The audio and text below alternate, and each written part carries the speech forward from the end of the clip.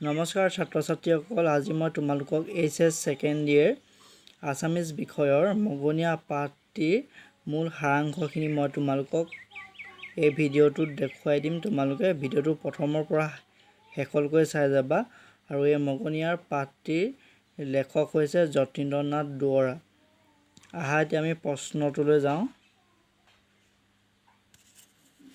গ দীঘল প্ৰশ্ন নাম্বাৰ 1, মগনীয়াৰ শীৰ্ষক কথা কবিতাটিৰ সাৰাংশ লিখা।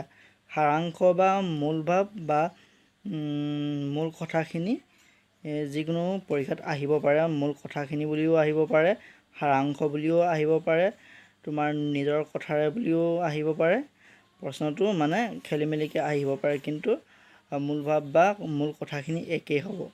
এতিয়া আহা এই প্ৰশ্নটোৰ উত্তৰখিনিলৈ। আৰু এই চেনেলটো নতুন যিহেতু তোমালোকে ছাবস্ক্ৰাইব কৰিবলৈ নাপাহৰিবা। এনেকুৱা ধৰণৰ ভিডিঅ'বোৰ পাই থাকিবলৈ মই তোমালোকে লাইক কমেণ্ট শ্বেয়াৰ কৰিলে ভিডিঅ'বোৰ বনাবলৈ উৎসাহ পাওঁ। এতিয়া আহা উত্তৰটোলৈ, আনচাৰটোলৈ।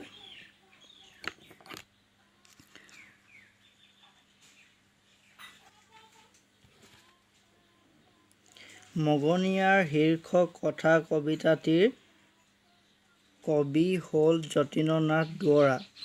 মগনীয়াৰ কথা কবিতাটি যতীন্দ্ৰনাথ দুৱৰাৰ কথা কবিতা নামৰ পুথিখনৰ পৰা লোৱা হৈছে।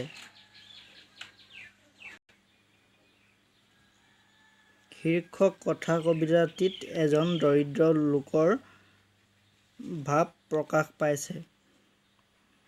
এইটো পেৰেগ্ৰাফ এনেকৈ প্ৰথমতে এটা পেৰেগ্ৰাফ বনাই ল'বা। যিকোনো সাৰাংশ বা যিকোনো 4-5 নম্বৰৰ কাৰণে আনচাৰ লিখিলে এনেকৈ এটুকুৰা ডাঙৰকৈ পেৰেগ্ৰাফ এটা বনাই ল'বা 4-5 লাইনৰ ভিতৰত।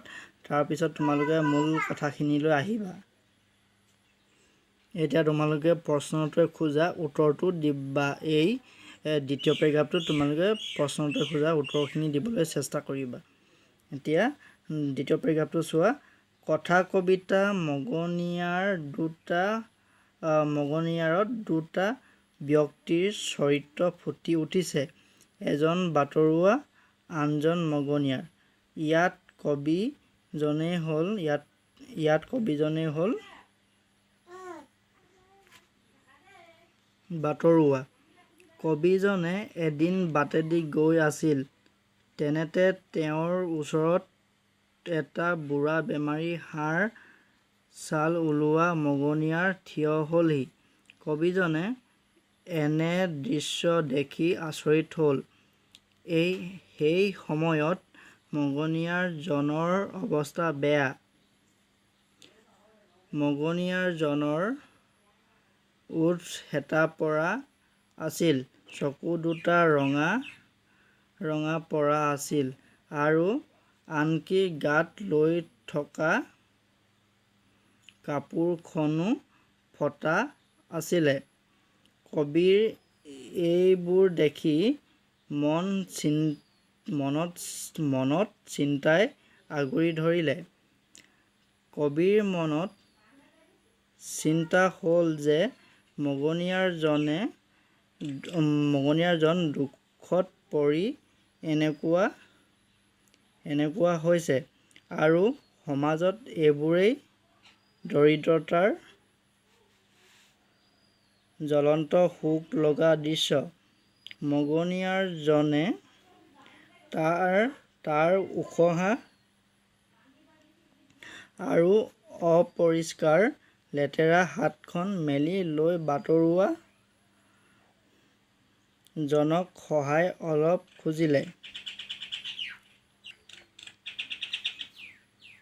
তাৰ পিছত বাটৰুৱাজনে অৰ্থাৎ কবিজনে চোলা জেপত হাত সুমুৱাই চাই একোকে নাপালে।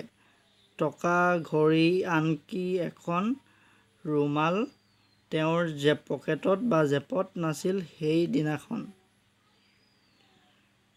তাৰ পিছতো মগনীয়াৰজনে তাৰ হেতা পৰা মুখখন লৈ বাটৰুৱা জনৰ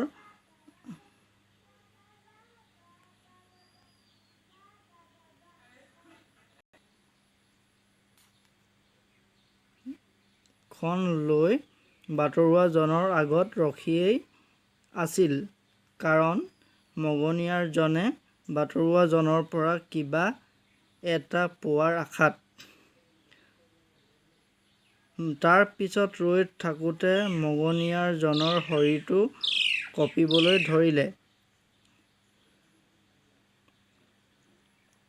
বাটৰুৱাজনে অৰ্থাৎ কবিজনে এনেকুৱা অৱস্থা চাই থাকিব নোৱাৰি লগালগ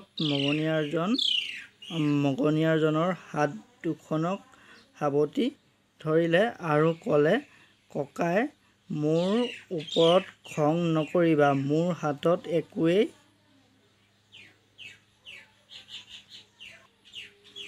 একোৱেই নাই। কবিজনে এনে কৰা দেখি মগনিয়াৰজনে আচৰিত হৈ কবিজনৰ ফালে এবাৰ চালে আৰু তাৰ হেতা পৰা ওঠ দুখনেৰে অলপ মিচিকিয়াই হাঁহিলে। তাৰ পিছত মগনিয়াৰজনেও কবিজনৰ হাত দুখন ধৰি কোনোমতে কষ্টেৰে মাত লগাই ক'লে, কি হ'ল? একো কথা নাই। ইয়াৰ কাৰণে অশেষ ধন্যবাদ। ইও যে এটা দান। মগনিয়াৰজনৰ উক্ত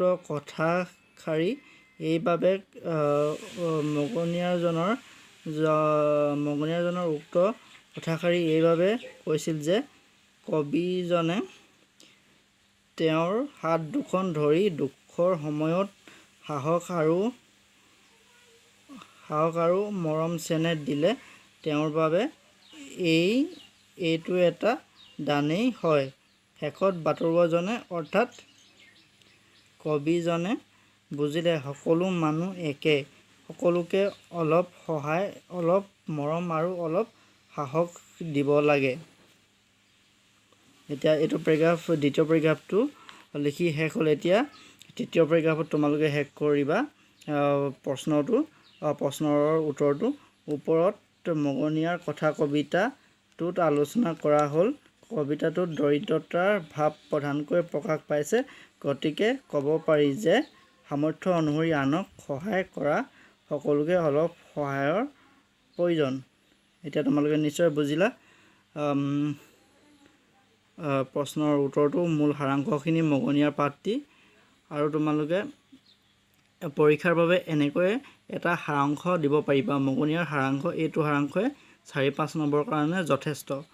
যদি ভিডিঅ'টো ভাল পালে লাইক, কমেণ্ট এণ্ড শ্বেয়াৰ কৰি দিবা। ধন্যবাদ।